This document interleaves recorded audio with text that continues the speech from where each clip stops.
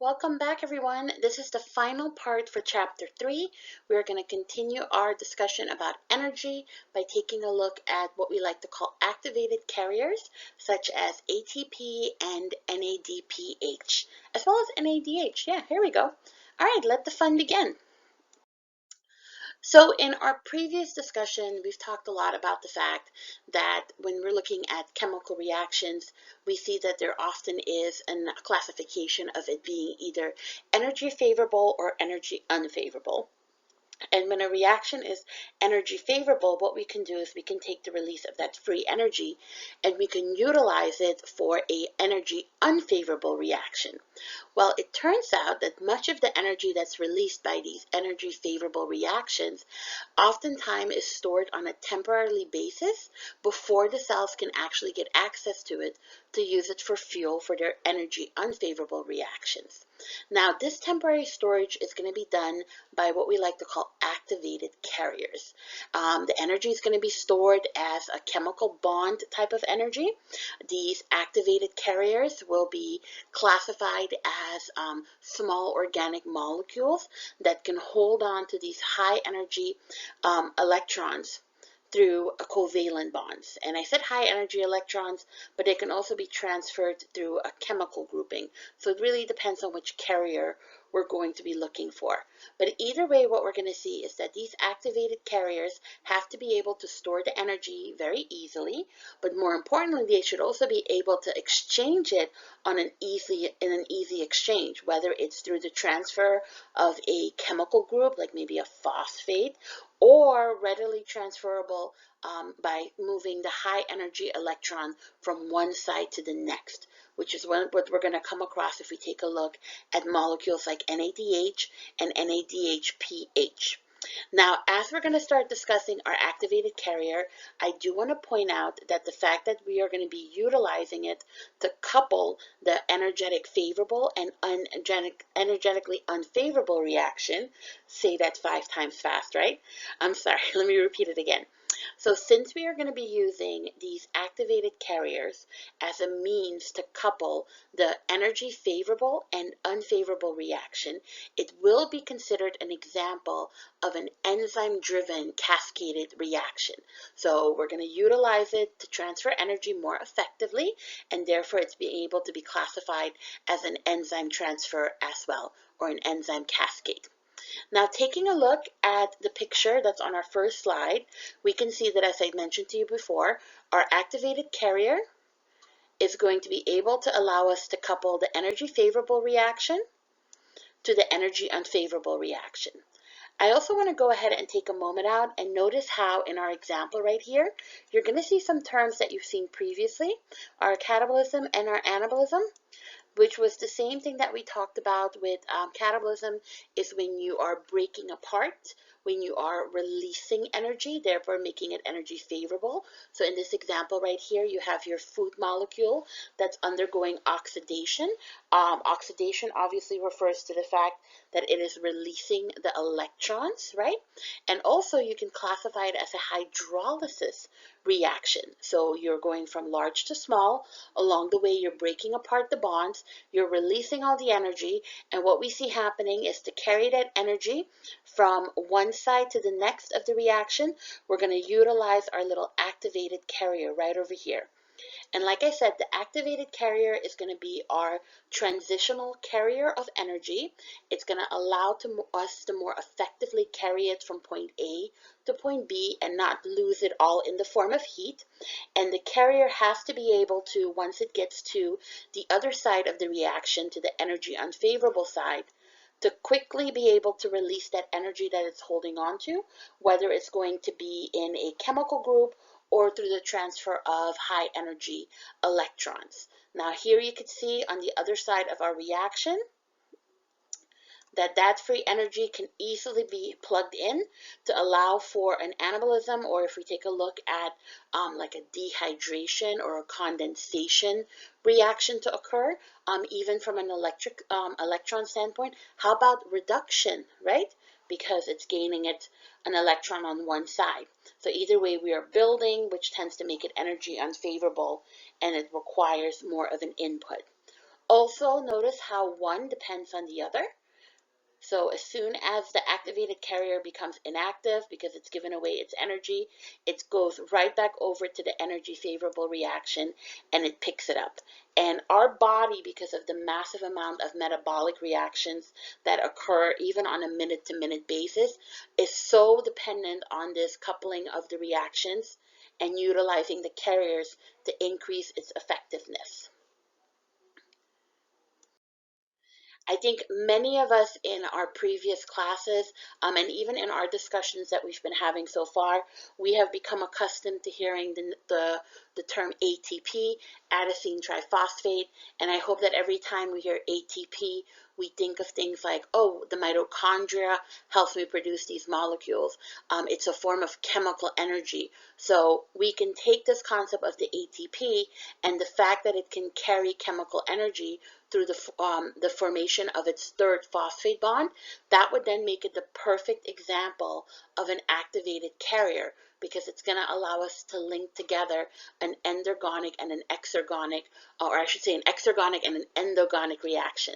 So an energy favorable and an energy unfavorable reaction. So here on this little illustration, this one is derived from a previous article that's been published. You can obviously read a little bit more about in your textbook, but it just gives you the perfect example of how we can take a look at things like our metabolism. And what our metabolism does is it takes in the food. Wait a minute, how did I switch to blue? I'm sorry. See how I get easily distracted? My apologies. We can take a look at our metabolism right here. And what this illustration is showing us is that one of the reasons why we need to consume food on a daily basis is because it serves as fuel for our body.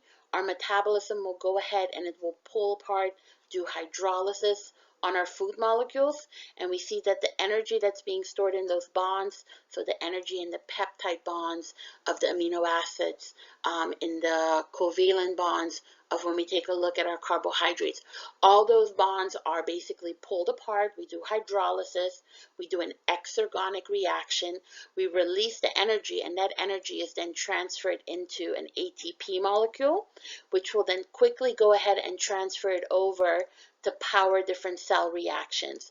So this can be anything from maintaining homeostasis to doing a production of, maybe we're producing hormones or enzymes, we're building muscles, we're maintaining our reproductive system, you name it. We require billions with a B of ATP molecules every minute of the day. And as the ATP molecule releases the energy that it's been carrying, it does it so through phosphorylation, meaning it releases one of its phosphates, letting it become ADP, which we're going to talk about more in a little bit.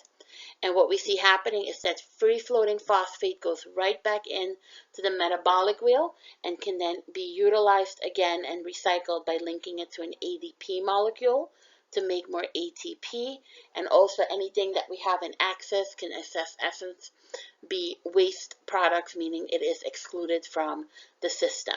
But either way, what we see happening with our ATP molecule is that it has the high energy phosphate bonds that can act as an energy mediator to connect one system to the next.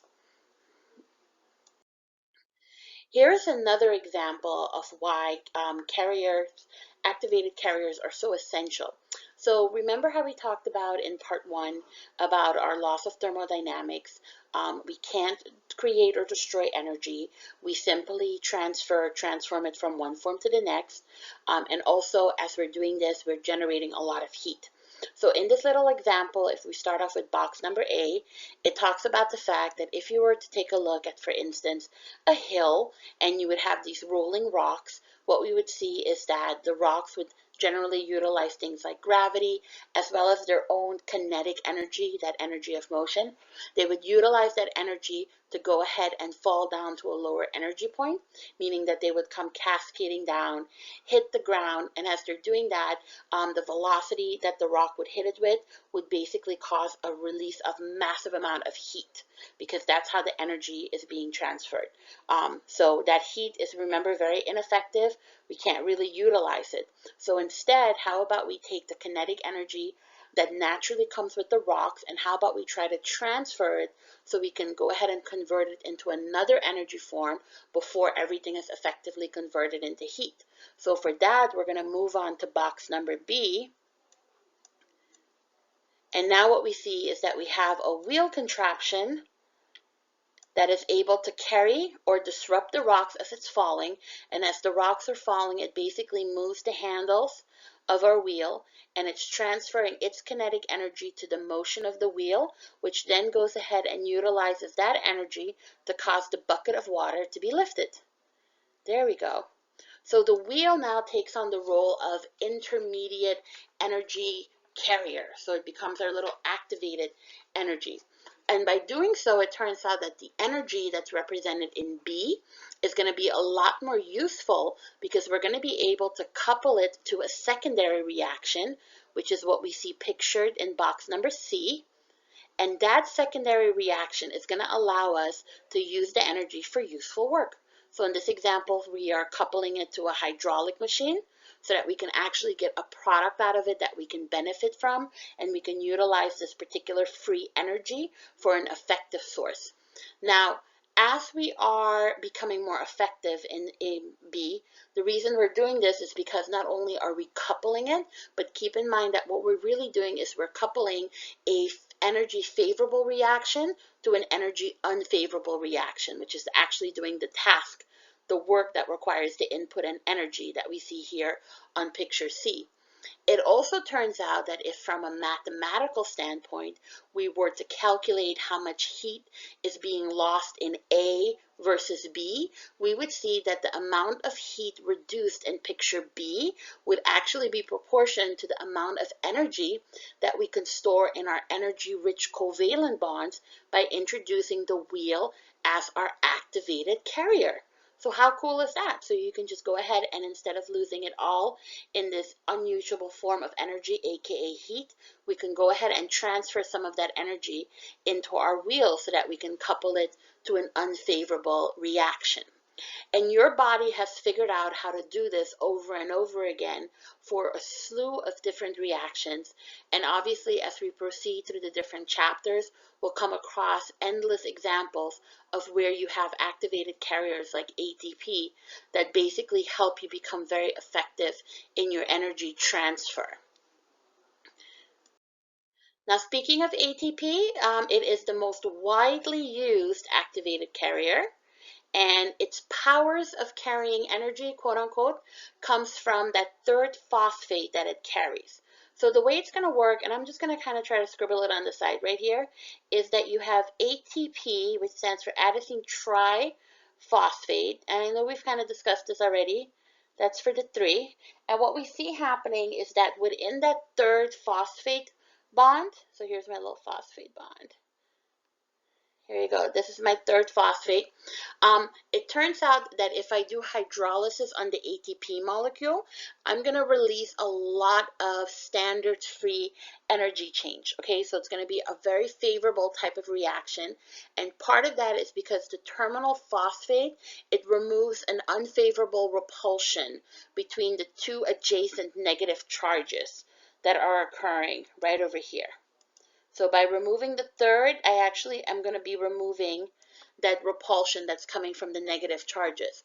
Also, it turns out that by releasing the third phosphate, it's going to be stabilized by a more favorable hydrogen bond, which forms with the interaction of water. Because remember, every time we do hydrolysis, we use our water molecule to pull the molecule or our substrate apart. So in this example, what I'm doing is I'm going to pull apart that phosphate molecule, so my ATP, through the use of water, H2O, that's my little hydrolysis, is going to go ahead and be broken down into ADP, so that's my 2 phosphates, plus a free-floating phosphate. And then because of that breakdown in that terminal phosphate, I'm also going to be releasing a burst of energy. And that energy is then what I'm talking about when I'm saying that we're going to use it for an energy unfavorable reaction. So it's converted, for instance, over to any type of condensation or dehydration synthesis. On the other hand, what we see happening is anytime your body does an exergonic reaction or a hydrolysis reaction, and it releases energy, so it releases energy, and that energy has to be transferred over to an activated carrier. What we see happening is that ADP will recognize the energy, it will find a third phosphate, and it will collectively trap this energy or hold it within that terminal phosphate bond, thereby once again forming your ATP molecule. So your ATP molecule is the one that's going to be the charged molecule. It's the one that's going to be holding on to the energy. And the way it does this is primarily to the terminal phosphate group. So as you can see right here, it is a linked reaction. You can see that your ATP on top is being broken down or does hydrolysis to form ADP, and it's inorganic phosphate from the terminal end. And when it does so, it makes energy available. It is an energy favorable reaction. You can go ahead and you can see that your free energy is less than 0, which is fantastic. And then what we also see happening is as soon as you have your ADP molecule and your phosphate, we can go ahead and combine that from energy that becomes available from maybe the sunlight, if we're looking at autotrophs, or the breakdown of food, any type of hydraulic reaction that's going to release energy. And we can go ahead and use that to go ahead and convert it into an ATP molecule. This side of the equation would obviously be energy unfavorable, but that's okay because we're doing it to hold on to that energy so we don't lose it all in the form of heat. In fact, we can go ahead and take a look at this picture right here. This is figure 3-31, and its main concept is to take a look at that terminal phosphate of your ATP molecule where we know that we have all that energy that's being held on to. So I'd mentioned to you before that the terminal phosphate, it's easy to remove because it turns out it's going to remove that unfavorable repulsion from the two adjacent negative charges, and also it's going to become more stabilized through its formation of the hydrogen bond with the water molecule that we're utilizing for hydrolysis.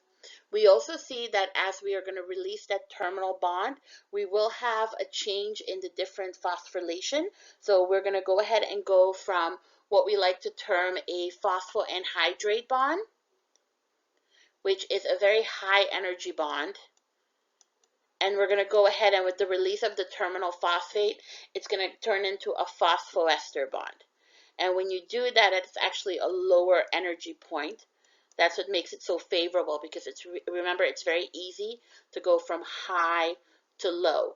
And when we're doing this, we're basically utilizing our phosphate molecule as our mechanism of transferring the energy from one system into the next. And this happens rather quickly.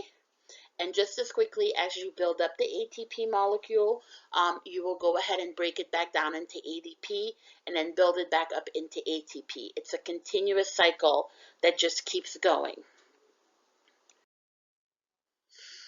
Energy stored in ATP is often harnessed to join two molecules together. That's very true. Oftentimes when you read about phosphorylation, they'll talk about the fact that in its name, phosphorylation just indicates the transfer of a phosphate molecule. Here you go. And that phosphate molecule is in essence how we're going to release the energy so that we can play our role as a high energy intermediate. Sometimes people will also read about the fact that phosphorylation is the driving energy force behind a condensation reaction because we can plug that energy in that's being housed within the phosphate to go ahead and build a molecule that's larger.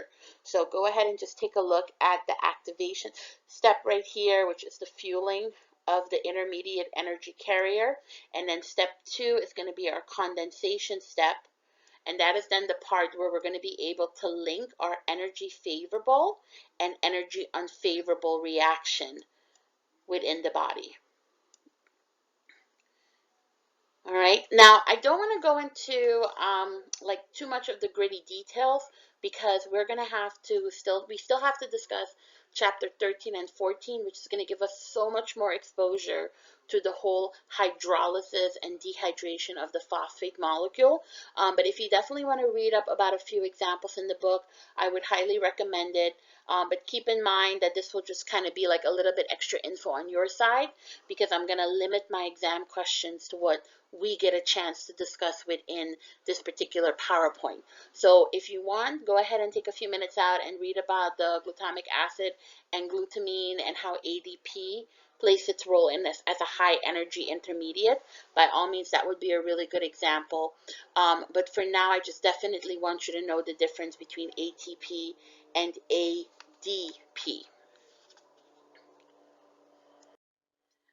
Another example of an activated carrier are going to be NADH and NADPH. Both are very similar in how they provide their activated carrier role. Now, in this case, what we're going to see is that these intermediate energy carriers are not going to move around phosphate molecules. Instead, they're going to be transferring electrons as well as hydrogen ions. That's how they're going to be effective. They are often discussed, since they're moving around electrons, they are often more discussed when you take a look at oxidation reduction reactions, because remember, that's all about either giving away an electron or receiving an electron. And the way they're going to carry their energy is mostly in the form of two high energy electrons plus a proton, which collectively will form a hydride ion. So if you see the indicating of the H negative, that's your little hydride ion that it's indicating. And then what's going to happen is, once that energy is being carried by the quote-unquote activated carrier, it will pass that hydrogen on to the donor. And as it's passing it on, that will then be the way that it will go ahead and release the energy that the carrier was holding on to. So what you can see, for instance, right here in my little illustration, is that we have her whole oxidation reduction occurring. And as you can see with the reduction, it's going to be the transfer of the electron as well as the hydrogen. And then with the oxidation reduction coupling here to produce our final product, we see that we're utilizing the energy, in essence, to run together, to couple together, my apologies, the energy favorable and unfavorable reaction. So this is very similar to ATP in the sense that both of them will be intermediate energy carriers. However, the main difference, well, there's a lot of differences, but the main difference is that an ATP molecule will do its transfer through the utilization of that phosphate molecule, where NADH and NADPH will both do it to the movement of electrons and hydrogen. I should also mention that they are there's a slight difference in their structure. If we take a look at the formation of an NADPH and an NDH molecule, let me try to think. There's a change in the phosphate group in the region that's involved with electron transfer. If we take a look at the NADPH, yeah, that's right. So they're within the chemical composition of their phosphate group, the NADPH is slightly different in its phosphate group when compared to the NADH. Now, the difference in its chemical format will not affect how it transfers its energy. So both of them will still transfer through electrons and to hydrogens. But the difference will account for the fact that it will have a slightly different shape from each other. So structural wise, they look a little bit different, and because of that, they'll be able to bind as different substrates to different enzymes, which means that they can deliver energy to different targets. So what they're used for in the cell will be varying because they are activating different pathways. In fact, if we take a look at the composition of a cell, usually what we see is that the concentration within the cell will be different between the two molecules. In a typical cell, it will have lots of NADs with the little plus sign. So that means that this is the inactivated form. It's ready to hold on to the hydrogen and it's ready to carry the electrons. This is the uncharged molecule. And you'll also have a lot of, oh, sorry, I was trying to write. Didn't work out that way. I hope you guys can see my little scribble. It has a high amount of N, A, oh, there's a little delayed reaction, never mind.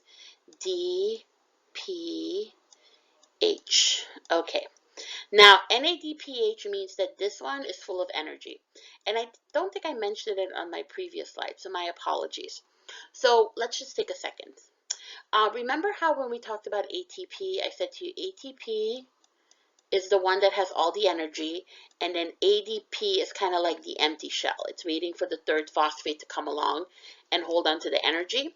Well, we're going to take that same concept, and then we're going to come over to our picture right here, and we're going to notice that you have NADH and NAD, right? NADH, because it has that hydrogen, that means that this is the version that's carrying the energy. So this is the quote-unquote charged molecule. This is the activated carrier.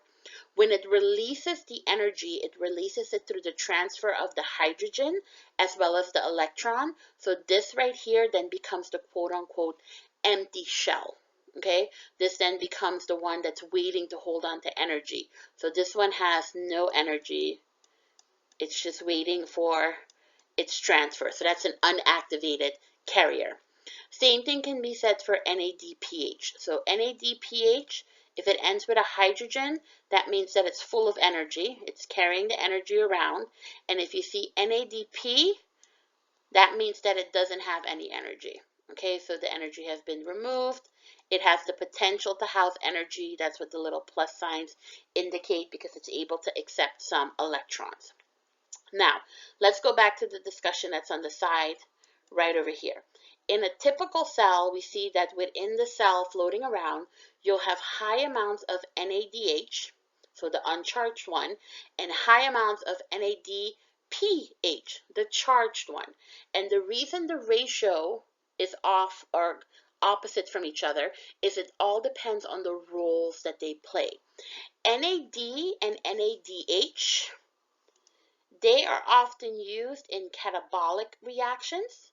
And for us, its most important reaction is going to be in cellular respiration, the process of converting energy from a glucose molecule over to an ATP molecule.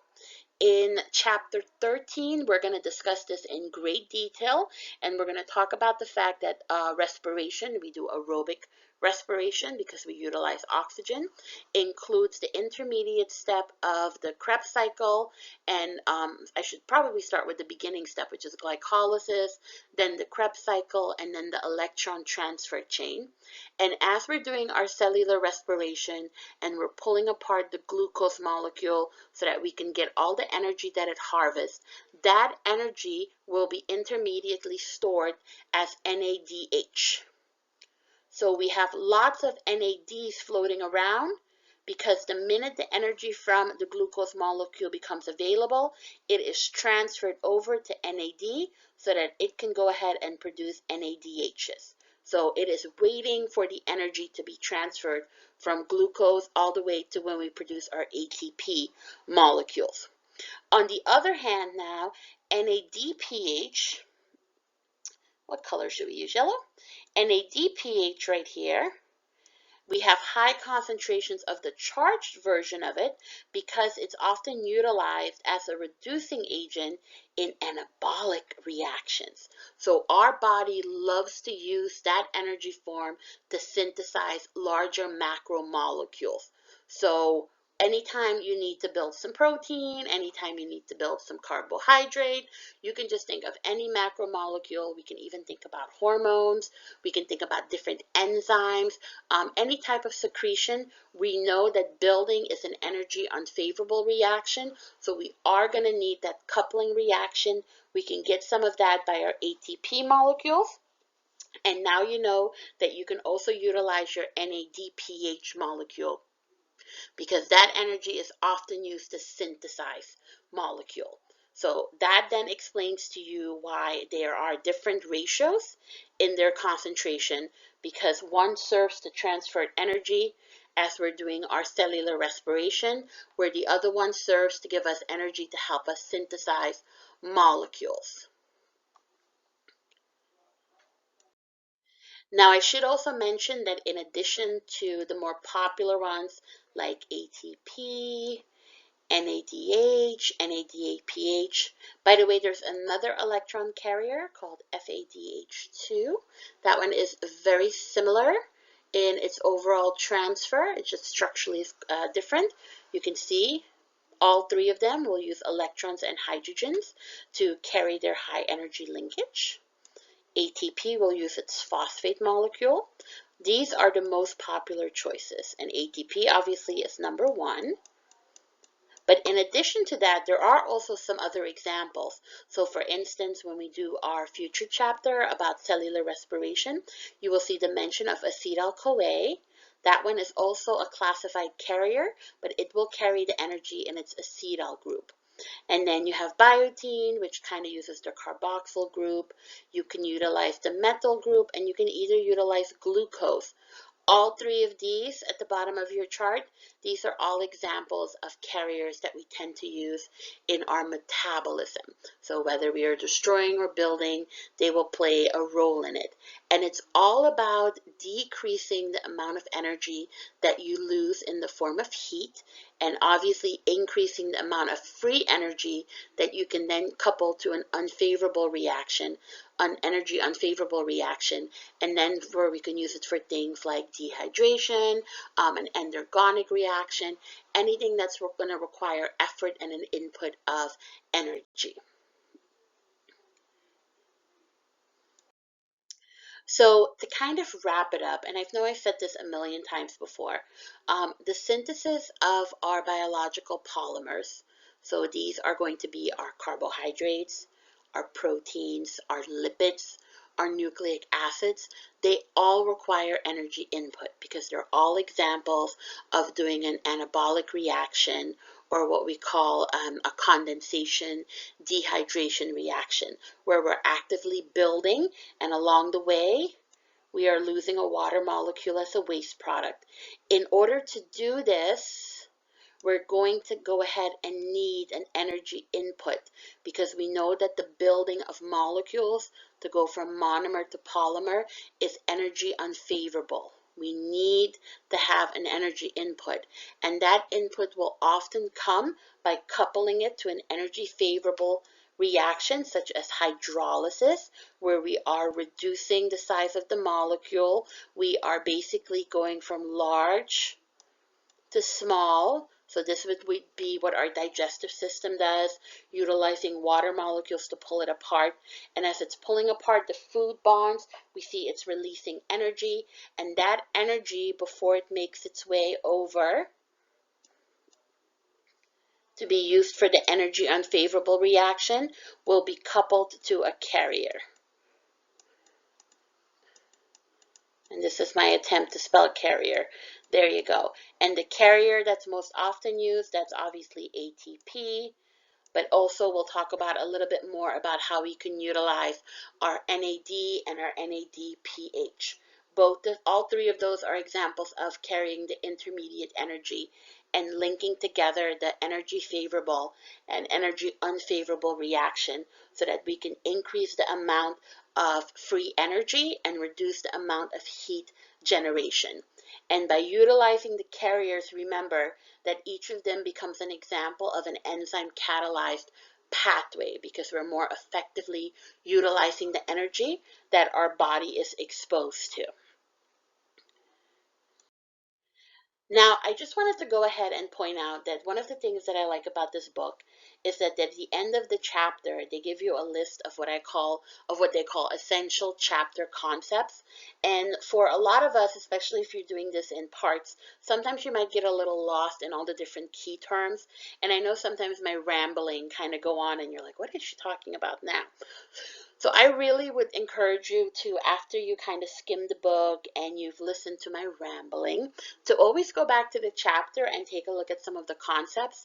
And I really like the concepts for chapter 3 because they very concisely kind of highlight some of the main points that we've been chit-chatting about over the last 3 parts. So I went ahead and I took a screenshot of some of them, and let's just really quickly take a look at them so then later you can refer to them at your own pace. But it basically reminds you of things like each of the many hundreds of chemical reactions that occur in a cell is specifically catalyzed by an enzyme. There are a large number of different enzymes that work in a sequence to form chains of reactions. That's the basis for a metabolic pathway. Each of them will perform a different function. So this reminds you of the specificity, the lock and key analogy of an enzyme. And then a catabolic reaction will release energy by breaking down organic molecules. So this is also what we would call hydrolysis. And then an anabolic reaction, which generates the many complex organic molecules needed by the cell. So this is when we're building, so we're doing our dehydration or condensation reaction, and this will of course require an energy input. Enzymes catalyze reactions by binding to particular substrate molecules, so it's highlighting the specificity again, and in doing so it lowers the activation energy requires for making and breaking specific covalent bonds. The rate at which an enzyme catalyzes a reaction will depend on how rapidly it finds its substrate. Remember how we talked about the fact that all molecules have their kinetic energy as they're bouncing around across all the molecules within the cytoplasmic content. So how quickly can that substrate match to the active site of that specific enzyme, and how quickly the product forms and diffuses away. And the reason diffuses away is mentioned is because we can recycle our enzymes. The only chemical reaction possible are those that increase the total amount of disorder in the universe. We talked about that. That one's going to be an energy favorable reaction. The free energy change for a reaction, here's a little free energy change, measures its disorder, and it must be less than 0, so it should be in the negative, for the reaction to occur spontaneously and be labeled energy favorable. So here we can see once again, and I'm sorry if I'm boring some of you, but I just really wanted to highlight it. We can see this one, it says the free energy change for a chemical reaction depends on the concentration of reacting molecules, and it can be calculated from these calculations of concentrations if the equilibrium constant of the reaction, or what we like to call the free energy change, so that's its symbol, is known. So that's what I was discussing with you in part 2. Equilibrium constant governs over all the associations and dissociations that occur between macromolecules and small molecules in the cell. The larger the binding energy between two molecules, the larger the equilibrium constant, and the more likely that these molecules will be found bound to each other. By creating a reaction pathway that couples an energetic favorable reaction to one that's unfavorable, enzymes can make otherwise impossible chemical transformations occur. Because remember, the only energy transformation that will occur spontaneous is an energy favorable one. So large numbers of such coupled reactions make life possible. So make sure to thank your enzymes today, right? A small set of activated carriers play a central role in these coupled reactions. So this is for part 3. And then it mentions ATP carries the phosphate group, whereas NADH and NADPH will carry their high energy electrons through the transfer of your hydrogen. Don't forget the hydrogen. Food molecules provide the carbon skeletal for the formation of the macromolecules.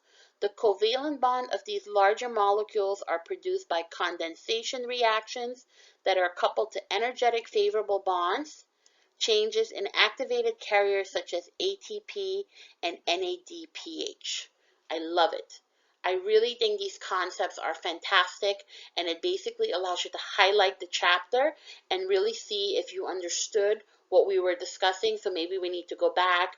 Maybe you notice a mistake. Maybe you think of a different example, but it just really highlights what's happening within the chapter. And I think it's an excellent way to close it off before you actually go and you attempt things like your homework or your exam. All right, so that is where I'm going to stop. Remember that for this particular unit, we are going to go out of sequence for our chapters. So the next chapter that we're going to be covering is going to be chapter 13, and after that we'll do chapter 14. So the next time we will meet again, we're going to start taking a look at cellular respiration, courtesy of chapter 13. All right, please keep in mind that I am literally an email away. So if you have any questions, comments, concerns, do not hesitate to reach out. All right, bye everyone.